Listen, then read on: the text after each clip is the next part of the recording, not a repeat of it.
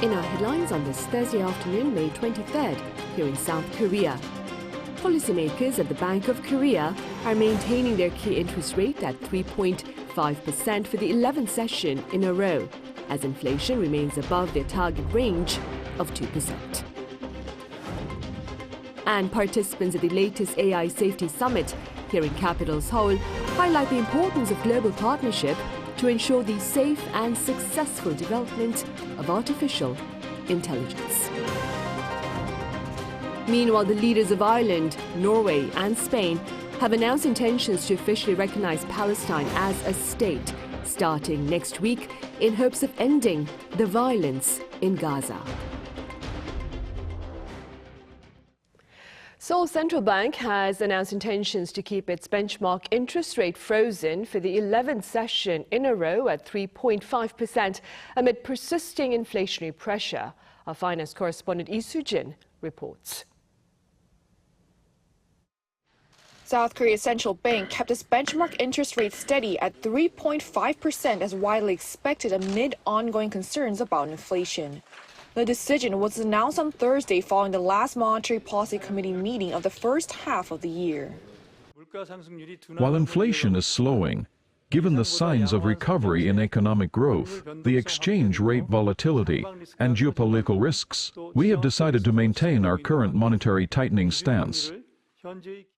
This is the 11th consecutive meeting that the BOK has decided to freeze the rate. The base rate was last raised in January last year to 3.5%, the 10th consecutive rate hike. The rate freeze decision this month comes amid ongoing concerns about inflation. While the Consumer Price Index, a key gauge of inflation, fell below the 3% range in April for the first time since January, consumer prices saw on-year increases of 3.1% in February and March. And the 2.9% on-year growth in consumer prices in April still remains above the central bank's target of 2%.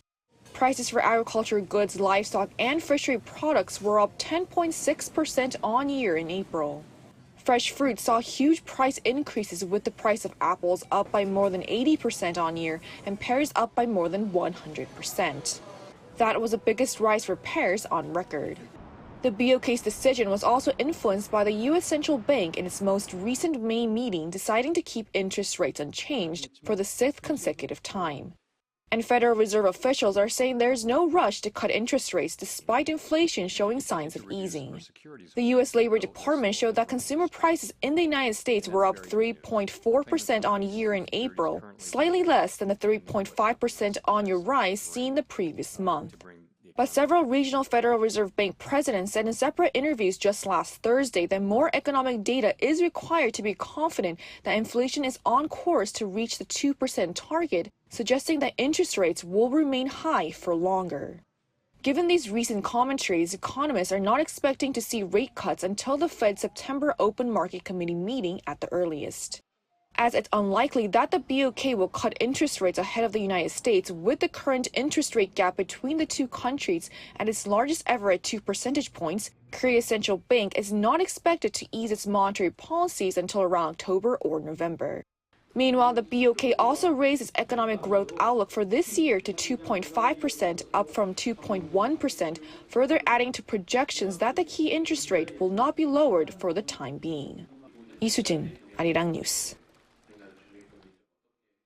Now, as mentioned by my colleague Lee Soo-jin, U.S. monetary authorities appear reserved about rate cuts in the near future. Our An Sung-jin explains.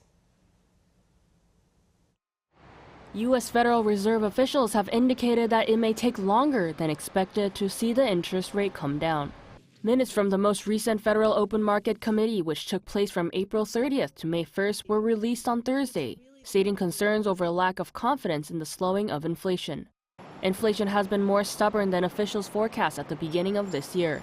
The Core Personal Consumption Expenditures Price Index, a key indicator used in the U.S. to measure expenditure for goods and services, jumped 0.5% on month in January and 0.3% in February and March. That's above the Fed's target of a 0.2% on-month PCE increase if it's to meet its inflation goal of 2%. The short answer seems to be the Fed is not giving up on that target. But it's an arbitrary target based in some academic, some practical research, but no factor law in that sense. And if the Fed is unable to hit 2%, I would not be surprised to see if the goalposts move a bit closer to 2.5%. News of further prolonged inflation woes raised concerns on the market, with stocks down at the end of trading Wednesday despite a stronger than expected performance from Nvidia. Nvidia's results have been a focal point for Wall Street as it holds more than 80% of the AI chip market. During the day, the Nasdaq, S&P, and Dow Jones Industrial Average all jumped after the chipmaker posted its fiscal first quarter results. However, all three major stock indexes dipped during the final hour of trading following the release of the FOMC minutes and a likely delay in cutting rates. An Sung-jin, Arirang News. President Yoon Suk-yeol has unveiled a semiconductor financial support program worth 17 trillion Korean won, or some $12.5 billion to support large-scale facility investments by chip companies. The announcement was made earlier on this Thursday during a second session of economic review, which focused on the semiconductor industry. The latest program is part of a $19 billion comprehensive package for the industry that also includes R&D support. President Yoon also took the occasion to emphasize the importance of the chip industry to livelihoods here, adding that the new program will seek to better support small and mid-sized businesses. The average wage of Korean workers remains above 90% of the OECD average, but the wage gap between men and women here is the largest among OECD members. According to the organization, Korean workers on average earned $48,922 in the year 2022, which is almost 92% of the OECD average and ranks Korea 19th out of 38 member states. In fact, Korea passed the 90% mark for the first time in the year 2020. In contrast, the wage gap between men and women stands at 31.2%, the highest among OECD member countries.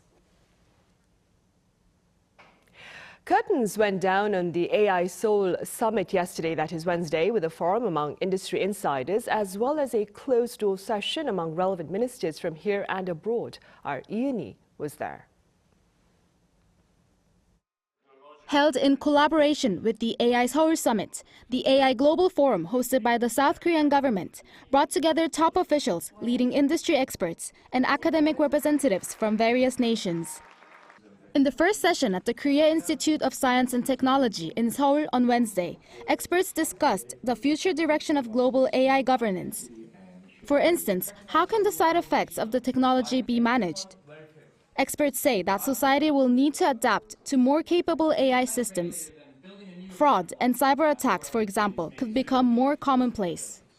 What we'll need to do is we'll need to have things like spam filters, but on your phone. But I think these sort of adaptation interventions won't be enough. There's a lot of work still to be done, not only for private corporations, but the public. And as Marcus Anderlung put it, governments will need to intervene more. Big companies that have the power to utilize customer data for commercial purposes talked about how they safeguard consumer privacy. We are based on the usual agreement. So that means private blog data did not use for our training. Internet conglomerate Naver added that it is willing to further establish guidelines in collaboration with the government. Session 2 focused on integrating AI into the public sector and spreading the benefits with the world. Communications giant KT demonstrated what it's working on as part of its social responsibilities. First of all, we have developed Senior Well-Being Service, which uses AI to monitor the health and safety of elderly citizens. However, experts say when developing AI opportunities, the needs of the target region should be considered as they may differ. Meanwhile, at the convention hall, the AI Seoul Summit ministerial session was held behind closed doors. This year's AI Seoul Summit, hosted by South Korea and the UK, conducted a private ministerial session, building upon the foundational discussions from Tuesday's leaders' session and the first AI Safety Summit that was hosted last year by the UK. The session was co-chaired by Lee Jong-ho, South Korea's Minister of Science and ICT, and Michelle Donnellan, the United Kingdom Secretary of State for Science of Innovation and Technology. Key figures of the industry took part in in-depth discussions on AI innovation, safety and sharing the benefits. Through this forum, it was reaffirmed that South Korea has the capability and leadership to set agendas on the international stage. The minister added that South Korea will continue to collaborate with the global community to develop AI governance and safety. Yoon, Arirang News.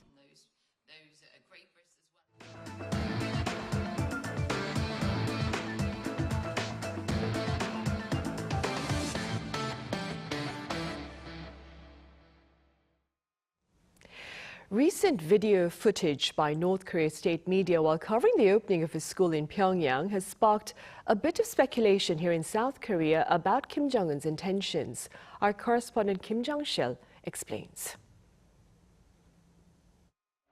The portraits of 3 generations of leadership in North Korea hanging on the wall have been spotted at a new school in Pyongyang during its opening ceremony. North Korea's state-run Korean Central News Agency reported this on Wednesday in its coverage of the event. The portraits of the 3 leaders from the Kim family can also be seen hanging above the blackboards in the school's classrooms. There were times when either Kim Jong-un's portrait was hung alone or those of his father and grandfather were. But this is one of the rare moments when all 3 were hanging side by side. Experts said the motive behind the display could have something to do with Kim's leadership recently facing difficulty due to him going against his predecessor's doctrine, which might have confused the population. I think it came as a big burden when he made a statement that said that in North Korea's policy there's not going to be any unification, because you try to erase the footprints of the predecessors, his grandfather and father. Professor Kim added there could be a clear statement behind the hanging of the portraits together. He wants to portray, impart this message that it's not like he's going to eliminate footprints, heritages of his predecessors. Rather, he cherishes the achievements that his predecessors made. South Korea's Ministry of Unification said it appears that Kim Jong-un is trying to show off his status and his recent revolutionary ideas, saying it was closely monitoring this rare occasion. Kim Jong-sil, Arirang News. In other news, come next week, Palestine is slated to be recognized as a state by 3 European countries as they reportedly seek to push for peace in the Middle East. Our Lee Sing-jae has more. Ireland, Norway, and Spain have announced they will officially recognize Palestine as a state next week. The European nations say Palestine has the right to create an independent state and expect other countries to join in. The leaders say they're taking joint action for the sake of peace in the Middle East. According to Norway's Prime Minister Jonas Gahr Støre, recognizing Palestine is supporting moderate forces that are on a retreating front in a protracted and cruel conflict, calling it an investment in the only solution that can bring lasting peace in the Middle East. He also called on other countries to do the same in order to ensure that the process towards a 2-state solution can build momentum. Spain's Prime Minister Pedro Sanchez accused Israeli Prime Minister Benjamin Netanyahu of putting the 2-state solution in danger with his policy of pain and destruction in Gaza, while Irish Prime Minister Simon Harris emphasized that Hamas does not represent the Palestinian people. The prime ministers of all 3 nations announced the official recognition will take place next Tuesday. Meanwhile, in response to the European nations' decision to recognize Palestine as a state, Israeli Prime Minister Benjamin Netanyahu slammed the decision, calling it a prize for terrorism. The intention of several European countries to recognize a Palestinian state is a reward for terrorism. This evil cannot be given a state. This would be a terrorist state. It will try to repeat the massacre of October 7th again and again. We will not consent to this. Rewarding terrorism will not bring peace, neither will it stop us from defeating Hamas. 144 out of 193 member states of the UN recognize Palestine as a state, However, Britain and Australia have recently indicated in recent months that they will also follow suit, while EU members Malta and Slovenia have also made such indications. 이승재, Arirang News. And on a light note now, Korea's culture and tourism officials have offered fans of Hallyu from different corners of the globe the chance to travel to the country to experience firsthand its sights, sounds and tastes. Our correspondent Song Yoo-jin has this report. It's a dream come true for Zev Ted, a 76-year-old YouTuber and former programmer. Popular for his Korean drama reviews and songs by his favorite artist, IU, which led IU to invite him to her concert in July, Zev is currently visiting Korea. Though he's visited Korea before, this trip is particularly special. I can't tell you how happy I am. I'm absolutely thrilled. You know, I got here at 4:30 in the morning this morning, but I'm too excited to go lie around in a hotel room. Okay, they said, oh, take a rest and come for the luncheon. No, I'm not going to miss anything. Zev is among the 49 invitees in the Korea Invites You program organized by the Culture Ministry and the Korea Tourism Organization. So among the more than 77,000 applicants from 185 countries and receiving recommendations from overseas branches of the Korea Tourism Organization, 49 people were chosen for the Korea Invites You program, a 5-day trip to Korea where they'll get to experience Korean culture firsthand. We organized this program as part of the 2023 to 2024 Visit Korea year. Our goal was to invite people from around the world who have a deep love and interest in Korea, as well as those with unique stories connected to our country. We want to show our appreciation for their ongoing support and share new and exciting aspects of Korean culture with them. Take Chunny Chen, for example. She and her 9 high school friends are visiting Korea together again after 20 years. Taipei's Wesley Girls High School has been selecting Korea as its graduation trip destination since 2004, with Chen's class being the first. I've been to Korea many times, as have my classmates. But this trip, coming back together, is even more special. Many places have changed a lot since we last visited, so we're experiencing a lot of the current Korean culture. We wore hanbok 20 years ago and will do so again tomorrow. We're really looking forward to it. After a welcoming ceremony on Tuesday, the group headed to 1 Million Dance Studio, the largest of its kind in Korea. There, they learned K-pop dance moves from chief choreographer Choi Young-jun. It was an unforgettable moment for Alex, one of Malaysia's biggest social media influencers with over 6 million followers on TikTok. Known for his K-pop dance covers, he was even named one of the best dancers of the day.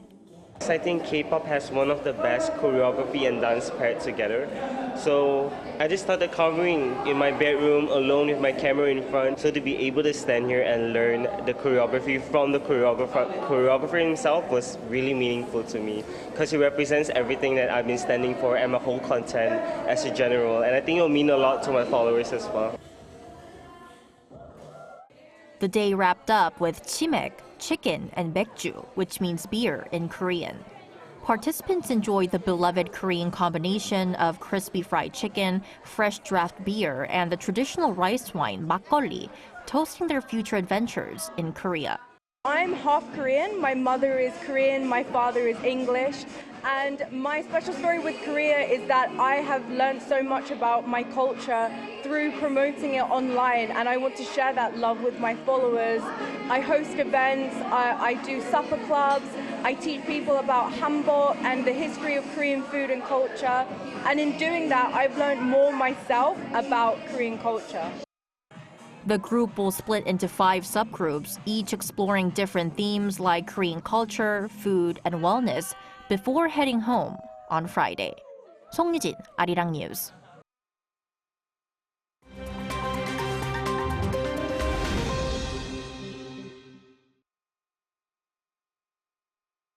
Let's take a look at the latest news in the world now.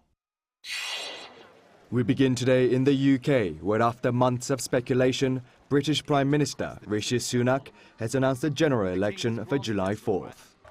44-year-old Sunak announced on Wednesday that he was calling the election earlier than expected, despite his Conservative Party lagging far behind the opposition Labour Party in public opinion polls. Sunak spoke outside 10 Downing Street in the pouring rain, saying that now is the moment for Britain to choose its future, while listing his achievements in government as a Prime Minister and a former Finance Minister. He said that the Conservatives will not put our hard-earned economic stability at risk. Labour leader Keir Starmer said the election is the moment the country's been waiting for and that there is so much pride and potential to unlock in the UK. The United States Midwest region has been hit by multiple tornadoes. Search and rescue efforts are still ongoing in Iowa, where the city of Greenfield has reported several fatalities. Over the past 30 hours, tornadoes have been reported in Iowa, Minnesota, Missouri, Nebraska, Oklahoma and Wisconsin, while major damage was seen in Iowa, with at least 18 tornadoes reported in the state. In Greenfield, Iowa police said at a news briefing on Tuesday evening that they have confirmed fatalities, but were unable to say exactly how many. Iowa State Patrol Sergeant Alex Dinkler said regarding the death toll that we're still counting at this time, while telling the reporters a good portion of Greenfield has been destroyed. Videos show devastation and severe damage to infrastructure as tornadoes flattened buildings and overturned cars. Greenfield saw at least an EF3 level tornado, which is a category for wind speeds of up to 265 kilometers per hour. Iowa Governor Kim Reynolds declared a disaster emergency for 15 counties in the state, saying that he will provide its full resources to help the residents. Italy's Atalanta BC took the Europa League title home after beating Bayer Leverkusen 3-0 on Wednesday, ending the German champions' unbeaten streak. Atalanta's 26-year-old winger Ademola Lookman scored a stunning hat-trick in the 3-0 victory. The British-born Lookman is the first player to score a hat-trick in a Europa League final. The Europa League title is the second major trophy Atalanta have won in their 117-year history and the first trophy of the 66-year-old head coach Gianpiero Gasperini's long career. It was the first loss of the season for Xabi Alonso's Bayer Leverkusen, dubbed Never Losen, for their incredible 51-game unbeaten run. In the US, a new airline called Bark Air, aimed at providing a first-class experience for the dog, a business-class experience for people, will take its maiden flight from New York to Los Angeles on Thursday. CEO Matt Meeker said that he created the company to cater to dogs of all sizes to ensure comfort and a fear-free experience on an airplane. Meeker said that he had the idea for 10 years after he personally experienced difficulty transporting his Great Dane. Bark Air aims to sell 10 tickets per flight for 10 dogs to travel in luxury in a 15-person capacity aircraft. Dogs will be offered an onboard spa and luxurious menus such as barcachinos and doggy champagne. Tickets will cost $8,000 for a one-way international flight to London and $6,000 for domestic flights between LA and New York City. Kim Jong, Arirang News.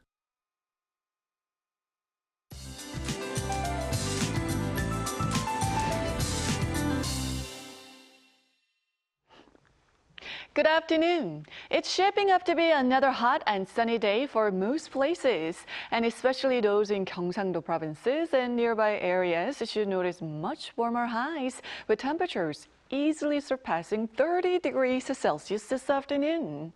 Sunshine has been on full blast the last couple of days, and today is no exception. The entire country will have strong sunshine all day today, so sunproof items are a must. Bright sunshine and high heat will spike ozone levels in most parts of the country. Chungcheong-namdo and Jeollanam-do province will have higher levels during the day today. So please limit prolonged and heavy outdoor activities during the day and schedule them in the mornings and evenings when levels are lower. With that said, Daejeon gets up to 30 degrees this afternoon, Daegu, Gyeongju at 32 degrees. Now, early summer warmth continues through Saturday for many regions. Then nationwide rain in the forecast on Sunday afternoon into early next Monday. That rain should bring heat relief to the country. With that in mind, let's take a look at the international weather conditions.